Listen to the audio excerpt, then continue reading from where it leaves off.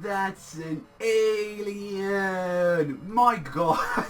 Naruto, really? So we go into the Kaguya special that we pretty much got. Like, you know, we're gonna have a lot more content about Kaguya in the series, and the first thing they give us is like, by the way, she and her entire clan is an entire bunch of aliens. Since like she literally falls down from the sky. The tree that we're knowing, the divine tree, falls down alongside with it, and it's like, that tree though, there's something weird without it. And the star that literally fucks off.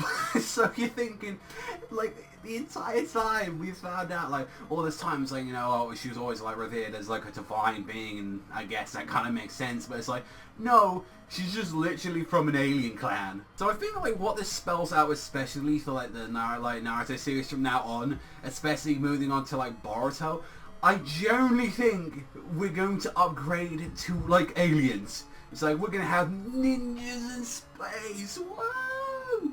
For like the story that was supposed to give like a little bit more in depth onto Kaguya, especially, I came in like out of it really like expecting like, wow, we found out more about the clan that she was kind of taken into, and she was actually surprisingly getting close to the man of like the entire, I believe that was like the Sada clan, pretty much becoming her concubine, which if you don't know what that means, pretty much they're likewise, but they're not officially married and they don't have like the same entitlements and stuff. Like they're pretty much there, like back in the day they were just there for like sexual pleasure. So he's just pretty much there like, you know what, I'm gonna put my dick in an alien. Because that helps everyone, doesn't it? I'm just gonna spread it in the alien, just get all that juju going. I was like, you know what? I've got to give like credit to the guy and all that. Is like, I mean, like, because going back into these days and all that, especially like this is when you come out to culture like this. It's like, how do you fathom part? Like when you think about something like that, it's like, oh, she's a beautiful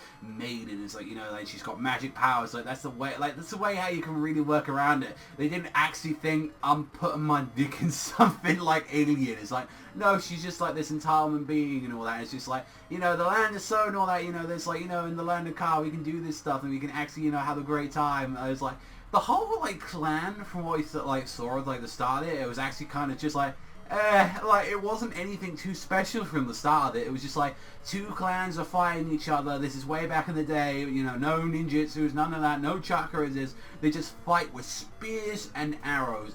And one clan was like, hey, we want that bitch and we want your land. And the other one's like, no, I want peace. Because strangely enough, that was Kaguya's wish from the start. She was like, I want peace. I want to have eternal peace. And then she's forced into conflict throughout this entire matter. Because like, you know, Tenji's like, no, I'm going to get granted a wish and all that, you know. And it seemed like he was starting to like her. And then even as well, you saw like that what other chick I know, and like it suddenly turned very gory for a second when she decided to use her powers, and people started literally like, you know, started like tearing people up. You hear the flesh like turning up, and I'm like, ooh, that is rough. I'm not gonna lie. Even escaping with like, I believe that chick, I believe her name was, and it was like, even she getting like shot down, it was like, no, like you've got to understand, like your child is with her. And he was doing this because the matter was like, you know, like I will, like anyone that dares raise a sword on you, I will execute them. And unfortunately, since Kaguya's already like, you know, attacking them, that sort of like resulted into the situation, and then it pretty much ended up her going to like the divine tree and becoming the Kaguya that we know, activating like the internal Mangekyo. And she actually ate like a part of the fruit, and you can clearly see that was something that they're probably not supposed to do. I think that's mainly for an emergency that they're actually supposed to do these situations, because yeah, you activated the giant eternal Mangekyo, you know, like Infinite Tsukuyomi, you're not supposed to do that. It seems like apparently that like, they sealed her to create the moon. That's probably their first time that they've legit made the moon, but I'm pretty sure the world is not supposed to work like that because the moon is needed for the sea.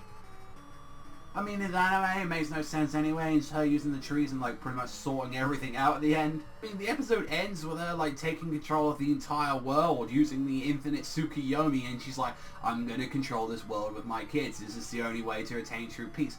And it's interesting because I felt like this episode, it felt like it should have been like a prequel movie or something. It felt like what in particular, it felt like, oh, this could be into 3 parts or like maybe 4 episodes in total, but it felt like it could have been like a prequel movie. Like, I don't know, that's just kind of the vibe I got from it. And everything, I would like to say, it got really interesting with the fact, I'd like to say, once like Kaguya started using her powers and like started doing all this shit and like making people all fucked up. For the most part, I was like, I don't really give a fuck about the land of Soul. And it's interesting that from what I saw of the preview, it seems like the sons are already like in their like 20s or something. And, like, they look like they're pretty much aged already. And from what we look like, we see like the old Frog Elder from like when he was a kid. Like, I believe that's like the old Frog Elder that like told him about everything, like when he was like, you know, training for Sage Mode. That's honestly what it looks like. So I'm kind of interested in seeing on it. Like, it isn't a bad episode. I'd give it like a 7.5 to like an 8. I think it's actually really good.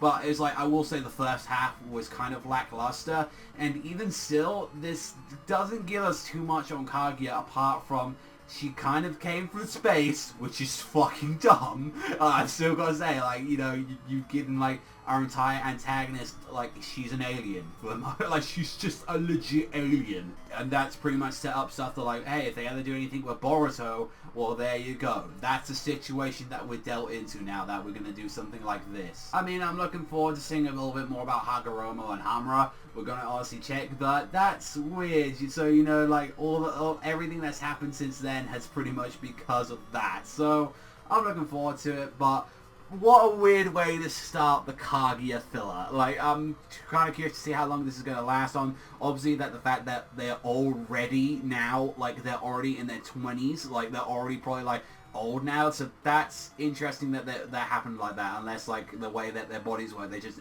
age immediately. Which I highly doubt that. That's all from me, though. So, if you enjoy Naruto when it's canon as much as I do, then how about you hit that like and that subscribe. But I'll see you guys next time.